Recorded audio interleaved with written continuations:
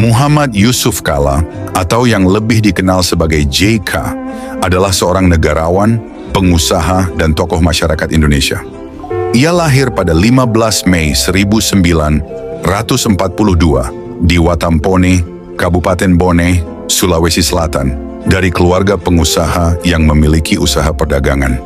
Latar belakang keluarganya ini membentuk karakter wirausaha dalam dirinya sejak muda. Yusuf Kalla dikenal luas sebagai Wakil Presiden Republik Indonesia ke-10 dan ke-12, menjadikannya satu-satunya tokoh yang menjabat sebagai Wapres dalam 2 periode non berturut-turut. Pada periode pertama, ia mendampingi Presiden Susilo Bambang Yudhoyono, sedangkan pada periode kedua, ia berpasangan dengan Joko Widodo. Di dunia politik, Yusuf Kalla memiliki peran besar dalam berbagai kebijakan strategis, terutama dalam bidang ekonomi, pembangunan infrastruktur, dan perdamaian nasional. Salah satu pencapaiannya yang paling menonjol adalah peran sentralnya dalam penyelesaian konflik di Aceh melalui perjanjian damai antara pemerintah Indonesia dan Gerakan Aceh Merdeka, GAM, pada 2005. Selain di bidang politik, Yusuf Kalla juga dikenal sebagai pengusaha sukses. Ia memimpin Kalla Group, sebuah konglomerasi bisnis yang bergerak di berbagai sektor, seperti otomotif, properti, energi, dan infrastruktur. Keahliannya dalam manajemen dan kepemimpinan menjadikannya salah satu tokoh berpengaruh dalam dunia bisnis di Indonesia. Di luar politik dan bisnis, Yusuf Kalla juga aktif dalam kegiatan sosial dan kemanusiaan. Sebagai Ketua Palang Merah Indonesia, PMI, ia terlibat dalam berbagai upaya bantuan kemanusiaan, baik di dalam negeri maupun di tingkat internasional. Sebagai tokoh yang dikenal karena gaya kepemimpinannya yang tegas, cepat dalam mengambil keputusan, dan selalu mengutamakan solusi praktis, Yusuf Kalla telah memberikan kontribusi besar bagi Indonesia. Kiprahnya di berbagai bidang menjadikannya salah satu figur yang dihormati dalam sejarah modern Indonesia. Masa kecil adalah periode awal kehidupan seseorang yang penuh dengan eksplorasi, pembelajaran, dan pengalaman pertama. Ini adalah masa di mana seseorang mulai mengenal dunia melalui keluarga, teman, dan lingkungan sekitar. Masa kecil seringkali diwarnai dengan permainan, imajinasi yang luas, serta rasa ingin tahu yang tinggi terhadap segala sesuatu. Pada masa ini, perkembangan fisik, emosional, dan kognitif berlangsung dengan cepat. Anak-anak belajar berbicara, berjalan, dan memahami aturan sosial. Mereka juga mulai mengembangkan kepribadian serta membangun kenangan yang kelak akan membentuk karakter mereka di masa dewasa. Bagi banyak orang, masa kecil adalah waktu yang penuh keceriaan, meskipun setiap individu memiliki pengalaman yang berbeda. Ada yang tumbuh dalam lingkungan penuh kasih sayang dan kebebasan bermain, sementara yang lain mungkin menghadapi tantangan sejak dini. Apapun bentuknya, masa kecil memiliki peran penting dalam membentuk seseorang menjadi individu yang unik. Berikut cerita Muhammad Yusuf Kalla semasa kecil. Berikut cerita Muhammad Yusuf Kalla semasa kecil. Jangan lupa bawa sajadahnya, nak. Kita salat asar di sana saja nanti, ujar ayah ketika kami bersiap menonton pertandingan bola di Stadion Matoangin, Makassar. Iya pak, sahutku. Aku buru-buru mengambil 2 sajadah di ruang salat rumah kami.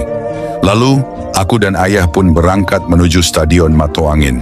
Kami sangat sering menonton pertandingan sepak bola PSM, Persatuan Sepak Bola Makassar, di sana. Biasanya kami berangkat setelah salat zuhur, tentunya setelah aku pulang sekolah. Ayahku sangat menggemari sepak bola. Hobi ayah itu menular kepadaku. Jika tidak ada pertandingan PSM, aku sering bermain bola bersama teman-teman. Kadang kami bermain di halaman rumah, kadang di pekarangan rumah sakit. Main bola terasa sangat mengasyikan bagi kami. Kami bisa sampai lupa waktu. Suatu sore, teman-temanku mengajakku bermain bola di lapangan rumah sakit. Ayo kita main bola di lapangan rumah sakit, ajak mereka. Ayo, sahutku dan beberapa teman lainnya. Kami membawa bola karet yang sudah lusuh dan berjalan bersama menuju pekarangan Rumah Sakit Stella Maris, Makassar. Di lapangan kami membagi tugas. Ada yang menjadi bek kanan, penyerang, dan penjaga gawang. Seperti biasa, aku bertugas sebagai penjaga gawang. Mungkin karena badanku kecil atau alasan lain, teman-temanku selalu memintaku menjadi kiper. Tapi aku tidak menolak karena aku sangat menyukai sepak bola. Aku pun bersiap menjaga gawang timku. Kulihat tim lawan sedang menggiring bola ke arahku. Aku memasang kuda-kuda untuk menangkap bola dan berharap bisa menahannya. Bola semakin mendekat. Dari jarak cukup jauh, salah satu lawanku menendang bola dengan kencang. Bola melesat tinggi. Kupikir bola itu tidak akan masuk ke gawangku, tetapi aku tetap melompat untuk mengantisipasinya. Perang! Terdengar bunyi kaca pecah. Aku segera menoleh ke belakang. Ternyata bola yang ditendang temanku tadi menghantam kaca jendela salah satu ruangan rumah sakit. Kami semua terdiam, diliputi rasa takut. Habislah kita, ini salahmu. Kenapa kamu menendang bola terlalu kencang ke arah jendela rumah sakit? Ucap salah satu temanku sambil menyalahkan yang lain. Tak lama kemudian seorang petugas rumah sakit keluar dengan membawa bola kami. Kalian jangan main bola di sini. Ini rumah sakit. Lihat ulah kalian, kaca jendela jadi pecah. Ayo ganti kaca itu, bentaknya. Kami ketakutan. Sebagian dari kami melarikan diri, merasa tidak bersalah dan tak mau bertanggung jawab. Namun aku dan beberapa teman lainnya tetap di tempat dan meminta maaf kepada petugas. Maafkan kami, Pak. Kami tidak sengaja menendang bola ke arah jendela, ucapku menunduk. Ya sudah, lain kali jangan main di sini lagi. Ini rumah sakit, banyak orang sakit yang butuh istirahat. Kasihan mereka kalau terganggu, ujar petugas itu menasihati. Baik, Pak. Kami tidak akan main bola di sini lagi, jawab kami serentak. Setelah itu kami buru-buru pulang. Untung kita nggak disuruh ganti kaca jendela, ujar salah satu temanku. Iya, itu pasti karena kita minta maaf dan berjanji tidak main di sana lagi, jawabku. Betul, kalau kita tidak minta maaf, pasti petugas rumah sakit itu mengadukan kita ke orang tua. Dan setelah itu kita tidak akan diizinkan main bola selamanya, sahut temanku yang lain. Ayahku Haji Kala selalu menanamkan nilai sopan santun dan akhlak yang baik kepadaku sejak kecil. Beliau lahir dari keluarga yang sangat taat beragama. Ayah ingin aku menjadi seorang ustaz dan berharap aku bisa bersekolah di Al-Azhar, Kairo, Mesir. Ayahku adalah seorang pengusaha, sedangkan ibuku, Hajah Athirah, berjualan kain sutra Bugis. Kami awalnya tinggal di Watampone, Boneh, dan aku lahir di sana pada 15 Mei 1942. Namun ketika usiaku 10 tahun, kami terpaksa pindah ke Makassar. Saat itu, situasi di Boneh sedang tidak kondusif. Terjadi kerusuhan, rumah dan toko dibakar oleh sekelompok orang tak bertanggung jawab. Untuk menyelamatkan keluarga, ayahku memutuskan pindah ke Makassar dan memulai usahanya kembali. Beliau membeli sebuah ruko di sana, dan di ruko itulah kami tinggal. Alhamdulillah, usaha ayah berkembang pesat. Kamu bersekolah di sekolah Islam saja ya nak, saran ayah saat aku akan masuk SMP. Aku menurut. Aku tahu ayah ingin aku menjadi seorang ustaz. Walaupun nilai pelajaran agamaku tidak sebagus pelajaran umum, aku tetap menghormati keinginan ayah. Lagi pula, bersekolah di sekolah yang 70% pelajarannya tentang agama tidaklah buruk. Aku jadi lebih banyak tahu tentang Al-Quran dan hadis. Kalian harus menjadi orang yang taat beragama, pekerja keras, jujur dan menghormati orang lain. Salah satu sikap jujur adalah tidak melupakan janji atau mencederai janji. Itulah pesan yang sering ayah sampaikan kepadaku dan adik-adikku. Ibuku juga mengajarkan disiplin dalam kehidupan sehari-hari. Aku sering membantu ayah dan ibu di rumah, bahkan ikut berdagang sepulang sekolah. Jika tidak ada kegiatan lain, aku lebih suka menghabiskan waktu dengan membaca buku. Sebagai anak sulung, ayah mengharapkanku menjadi panutan bagi adik-adikku. Aku bahkan pernah mengantar ibuku ke bidan saat akan melahirkan adik bungsuku karena ayah sedang tidak di rumah. Sejak kecil aku merasa tanggung jawab ayah seolah berpindah ke pundakku. Rumah kami bersebelahan dengan masjid dan ayah adalah salah satu pengurusnya. Beliau menjabat sebagai bendahara masjid. Masjid ini tempat pendidikanmu yang pertama. Saat ini Bapak ingin mengajarmu mengurus keuangan masjid. Catatlah semua pemasukan dan pengeluaran dari infak dan sedekah jamaah, pinta ayah suatu hari. Aku setuju dan mulai mengelola keuangan masjid. Ternyata tidak sulit. Mungkin karena aku melakukannya dengan senang hati. Lagi pula, jumlah keuangan yang keluar dan masuk saat itu tidak begitu banyak. Dari pengalaman ini, aku belajar mengelola uang. Aku yakin kelak hal ini akan sangat membantuku dalam mewujudkan cita-citaku menjadi seorang pengusaha. Saudara, selanjutnya, berikut masa kecil dan perjalanan hidup kedua orang tua Pak JK. Haji Kala lahir pada tahun 1920 di Kampung Nipa, Desa Malari, Kecamatan Awangpone, Kabupaten Bone, Sulawesi Selatan. Sejak usia 3 tahun, ia telah menjadi yatim karena ayahnya meninggal dunia. Keadaan ini membentuknya menjadi pribadi yang mandiri dan berjiwa usaha. Motivasi untuk menggantikan peran ayahnya tumbuh kuat dalam dirinya. Sejak kecil, Kala menunjukkan kemandirian dengan berdagang bersama teman-temannya. Karena rajin dan ulet, pada usia 15 tahun ia sudah memiliki kios sendiri di Pasar Bajoe, Tanete Riatang Timur, Kabupaten Bone. Sebagai pedagang, ia dikenal hemat dan rajin menabung. Hasil dari kerja kerasnya, pada tahun 1936, ia bersama keluarga menunaikan ibadah haji ke Mekah menggunakan kapal penumpang milik pemerintah Belanda. Sepulang dari Tanah Suci, ia semakin mengembangkan usahanya dan dikenal dengan panggilan Haji Kala, nama yang kemudian melekat sebagai identitasnya. Sementara itu, Hajah Athira lahir pada tahun 1924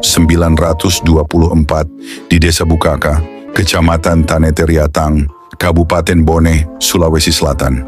Ayahnya, Muhammad, adalah kepala kampung sekaligus mantan penasihat Kerajaan Bone di masa pemerintahan Andi Mapanyuki. Sementara ibunya, Hajah Kera, seorang pedagang kecil-kecilan dan ibu rumah tangga. Athira tumbuh dalam keluarga sederhana dengan kondisi ekonomi pas-pasan sehingga hanya mengenyam pendidikan hingga tingkat SD. Sehari-hari ia membantu ibunya berdagang dan melakukan pekerjaan rumah tangga seperti menyapu, mencuci dan memasak. Madeng, kakek Haji Kala, bersahabat dengan Muhammad, ayah Athira. Persahabatan ini melahirkan gagasan perjodohan antara Haji Kala dan Athira. Haji Kala setuju dengan perjodohan tersebut, sementara Athira pasrah dan berdoa agar mendapatkan suami yang saleh dan bertanggung jawab. Pada tahun 1937, Haji Kala yang berusia 17 tahun menikahi Athira yang baru berumur 13 tahun, sesuai dengan kebiasaan masyarakat pada masa itu. Setelah menikah, Haji Kala dan Athira mengembangkan kios mereka di Pasar Bajo. Jiwa dagang Athira yang diwarisi dari ibunya sangat membantu usaha mereka. Pada tahun 1950, dengan semakin berkembangnya usaha, mereka membuka toko sederhana di Jalan Wajo, Watampone, yang menjual kebutuhan pokok serta pakaian. Seiring kesuksesan mereka, pasangan ini memutuskan merantau ke Makassar bersama 3 anak mereka, Nuraini Kala, Muhammad Yusuf Kala, dan Zohra Kala. Awalnya, mereka tinggal di Hotel Capitol, Jalan Riburane, dekat stasiun RRI Makassar. Keputusan merantau terbukti tepat karena pada saat itu terjadi gerakan nasionalisasi perusahaan Belanda yang memberi kesempatan bagi Haji Kala untuk membeli 7 firma warisan Belanda. Pada 18 Oktober 1952, Haji Kala mendirikan NV Haji Kala Trading Company yang bergerak di bidang perdagangan, tekstil, ekspor-impor, dan jasa transportasi. Dengan berkembangnya usaha, ia membeli rumah toko, ruko, di Jalan Pelabuhan, sekarang Jalan Marta Dinata, yang difungsikan sebagai kantor dan tempat tinggal keluarganya. Selain membantu bisnis suaminya, Athira juga menjalankan usahanya sendiri, yakni jual beli sarung sutra dan perhiasan, serta usaha rental mobil. Ia menggunakan rumah di Jalan Andalas sebagai toko. Keuletannya dalam berdagang menjadi penyokong keluarga, terutama saat bisnis Haji Kala mengalami krisis pada tahun 1960-an.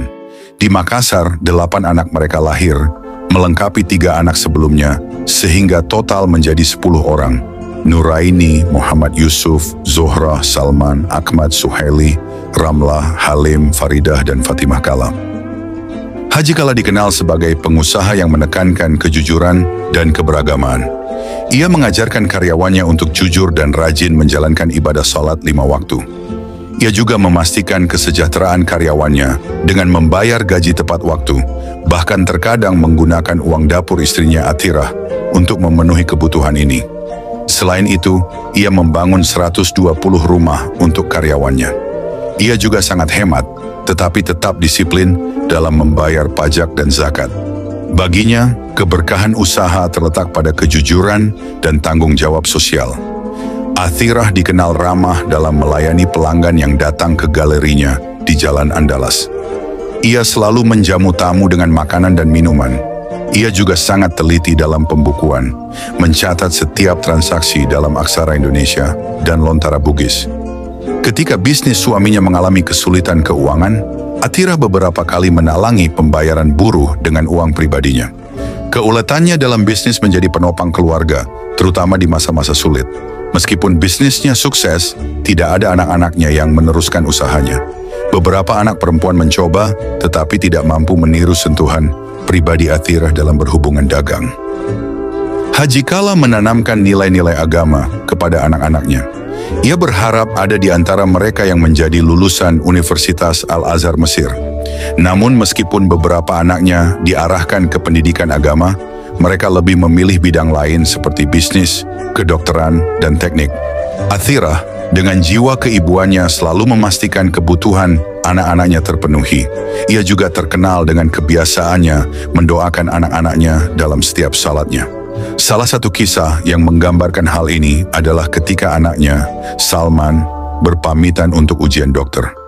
Begitu Salman berangkat, Athirah langsung salat dan berdoa, hingga Salman pulang membawa kabar bahwa ia lulus. Selain terhadap anak-anaknya, Athirah juga sangat peduli terhadap teman-teman Yusuf Kala yang sering berkumpul di rumah mereka. Rumahnya menjadi tempat berkumpul para aktivis mahasiswa, termasuk tokoh-tokoh dari Jakarta seperti Maria Muhammad dan Nurcholis Majid. Haji Kala tidak aktif dalam organisasi besar, tetapi ia mengurus masjid dan kegiatan keagamaan. Ia menjadi bendahara Masjid Raya Watampone dan kemudian Masjid Raya Makassar. Ia juga membentuk pengkaderan ulama dengan mendukung sarjana IAIN Makassar agar menjadi ulama yang berkualitas. Sebaliknya, Athirah aktif dalam berbagai organisasi sosial, termasuk Aisyah, yang berperan dalam kegiatan sosial dan pemberdayaan perempuan, hingga beliau meninggal pada tahun 1982. Kesimpulan kisah hidup Haji Kala dan Athirah adalah cerminan dari kerja keras, ketekunan, dan nilai-nilai keagamaan yang kuat. Mereka membangun bisnis dari nol, membesarkan 10 anak dengan penuh kasih sayang, dan memberikan kontribusi nyata dalam kehidupan sosial serta keagamaan. Perjalanan mereka menjadi inspirasi bagi banyak orang, termasuk anak-anak mereka, terutama Yusuf Kala, yang kemudian menjadi salah satu tokoh nasional Indonesia.